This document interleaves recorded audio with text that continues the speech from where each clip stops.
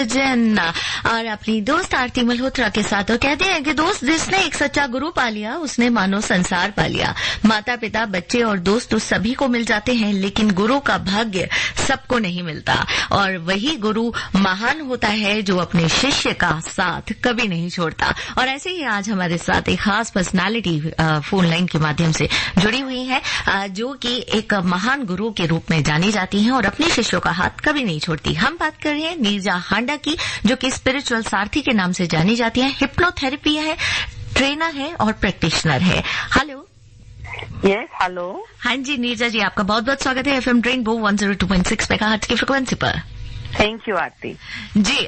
नीरजा जी, पहले तो हम आप ही के बारे में जानना चाहेंगे और ये भी जानना चाहेंगे कि आपको स्पिरिचुअल सारथी क्यों कहा जाता है। क्या है ऐसा जो आपको स्पिरिचुअली जोड़ देता है अपने शिष्यों के साथ, अपने स्टूडेंट्स के साथ? हाँ, तो आरती, क्योंकि मैं सब कॉन्शियस माइंड की टीचर हूँ और माइंड को अच्छी तरह समझती हूँ, और हमारे माइंड के साथ ही हमारी सोल भी जुड़ी होती है। माइंड और सोल जब एक साथ होती है तो उसको हम स्पिरिट कहते हैं, और स्पिरिट की स्टडी को स्पिरिचुअलिटी कहते हैं। तो चूंकि मैं माइंड और सोल की पढ़ाई करवाती हूँ, इसलिए लोग मुझे स्पिरिचुअल सारथी के नाम से जानते हैं।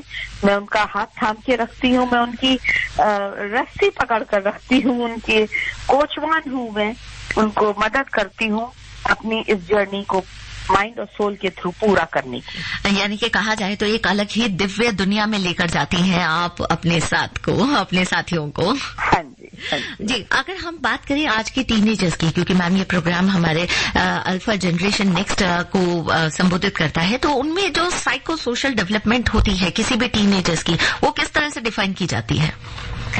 देखिए, फ्रॉइड ने साइकोलॉजी में बताया था कि किस तरीके से हमारा कॉन्शियस माइंड जो है वो अलग अलग एज पर डिफरेंटली डेवलप होता है जी। लेकिन एरिक्सन ने बताया था कि हमारा सब कॉन्शियस माइंड जो है वो डिफरेंट एज पे, डिफरेंट स्टेज पे डिफरेंटली डेवलप होता है। जैसे मैं एग्जाम्पल के तौर पे कहूँ, हम करीब 1.5 से लेके 2.5 साल तक का, 3 साल तक का जो बच्चा होता है, उस समय उसकी विल पावर बहुत स्ट्रांग होती है, मतलब डेवलप हो रही होती है। इसीलिए यही टाइम होता है जब हम बच्चों को विल पावर को स्ट्रांग करने के लिए उनको टॉयलेट ट्रेनिंग करना शुरू करवा देते हैं, है ना। इसी तरीके से जब और छोटा बच्चा इन्फेंट होता है, जो कि लगभग 1 साल का होता है, उस समय उस बच्चे की सारी दुनिया उसकी माँ होती है और उसका पूरा ट्रस्ट अपनी माँ के ऊपर होता है। उस समय अगर गॉड फॉरबिड उसकी लाइफ में कोई परेशानी आ जाती है तो वो बच्चा मिसट्रस्ट में सारी उम्र रहता है, वो कभी भी किसी को ट्रस्ट नहीं कर पाता, क्योंकि जिस माँ के ट्रस्ट पे मेरी सोल नीचे आई, अगर मैं उसको ट्रस्ट नहीं कर सकता तो शायद मैं किसी को भी ट्रस्ट नहीं कर सकता। तो हर एज का अलग अलग टाइम होता है। प्यूबर्टी होती है, उस समय फिजिकल बॉडी को लेके और अपनी ऑपोजिट सेक्स को लेके जो अट्रैक्शन फील करते हैं, उसमें they are developing, they are understanding, उसमें कंफ्यूजन होता है। तो हर उम्र की एक डेवलपमेंट होती है जिसमें एक पर्टिकुलर चीज बच्चे को एक्सपीरियंस करनी ही होती है, और अगर किसी वजह से वो नहीं कर पाता है तो वो उसकी लाइफ लॉन्ग इश्यूज बनते हैं और वो शायद इस उम्र में ना नजर आए। बहुत जाके बाद में, मान लीजिए मेरे पास कभी कभी 30 या 35 साल के लोग आते हैं और वो कहते हैं कि उनको एडिक्शन है, उनका विल पावर बिल्कुल स्ट्रांग नहीं है, वो छोड़ ही नहीं पा रहे ड्रिंक। तो मैं उनके 1 या 2 साल में जाके देखती हूँ कि उस लाइफ में, उस टाइम पे उनके साथ क्या हुआ था जिसकी वजह से आज उनकी विल पावर इतनी वीक है।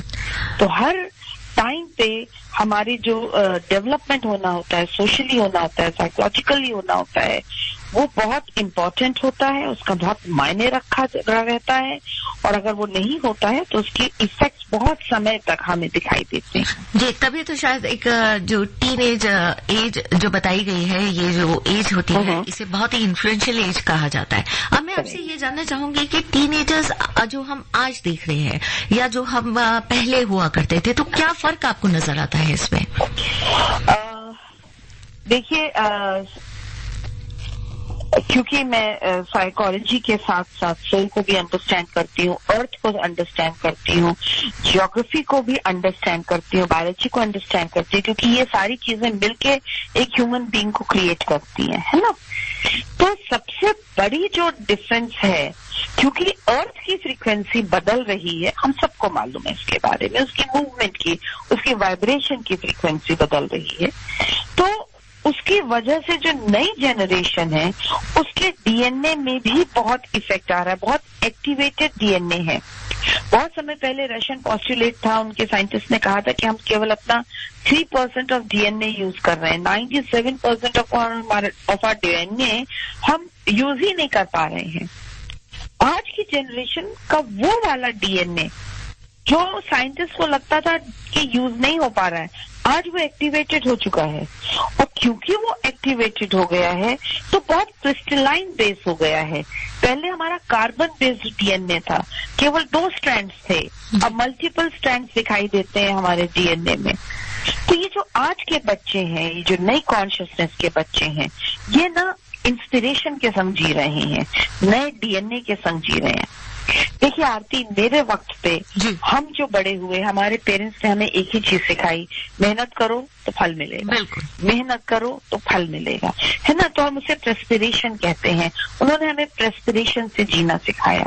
मेरे पेरेंट्स से के जो पेरेंट्स थे, उनकी जनरेशन ने कॉन्स्पिरेशन से जिया, बिकॉज उन्हें कॉन्स्पिरेशन के सिवा कुछ और मिला ही नहीं अपने एनवायरमेंट में, whether Mughals came, whether Britishers came, और all over the world, I am talking about globally, everywhere conspiration conspiration conspiration थी।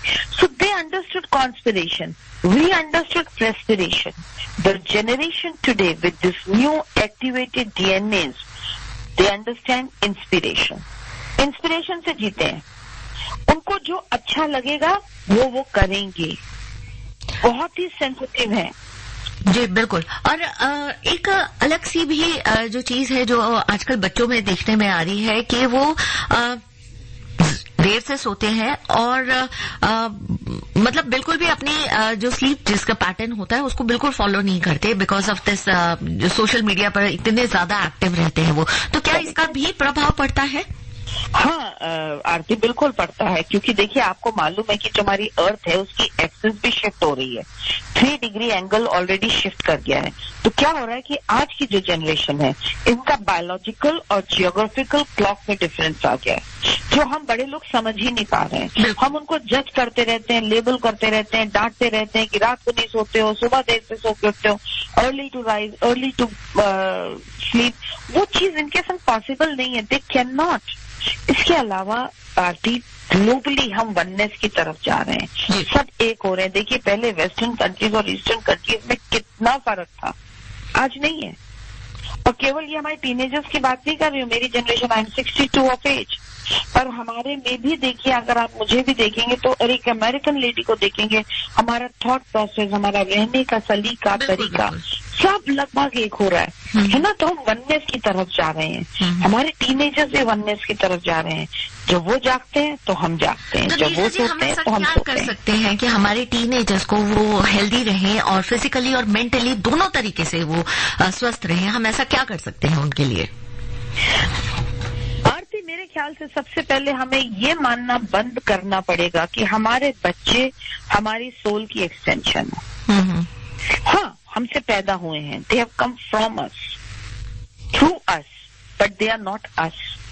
वो इस दुनिया में हमारे अपूर्ण जो सपने हैं उनको पूरा करने नहीं आए हैं। अपनी एक्सपेक्टेशंस कम कर, उनकी अपनी एक जर्नी है, उनकी अपनी एक लर्निंग है, वो अपनी इंस्पिरेशन से जी रहे हैं और जीने आए हैं, और हमें वो अलाउ करना चाहिए।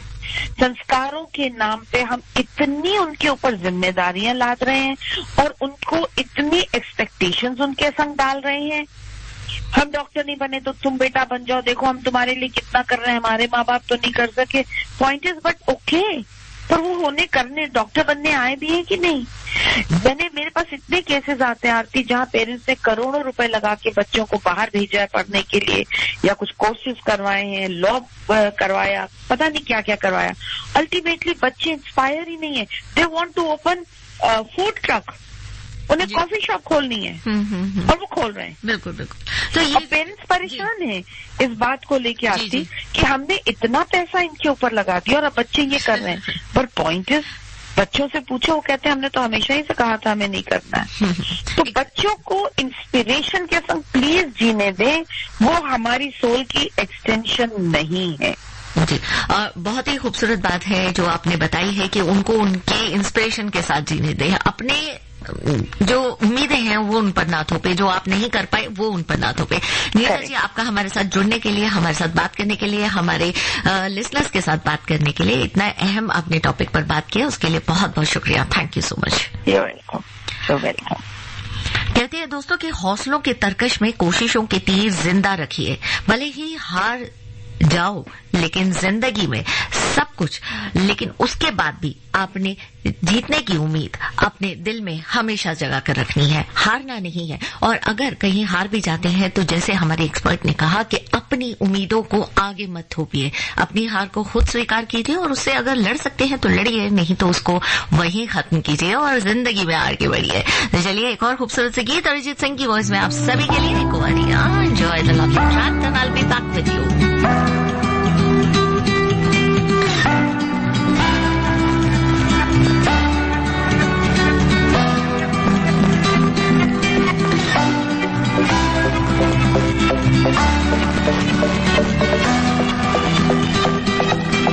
एक बारिया भी जा यारा, एक बारिया राह तकूं में बेचारा, एक बारिया भी जा यारा, एक बारिया राह तकूं में बेचारा, एक बारिया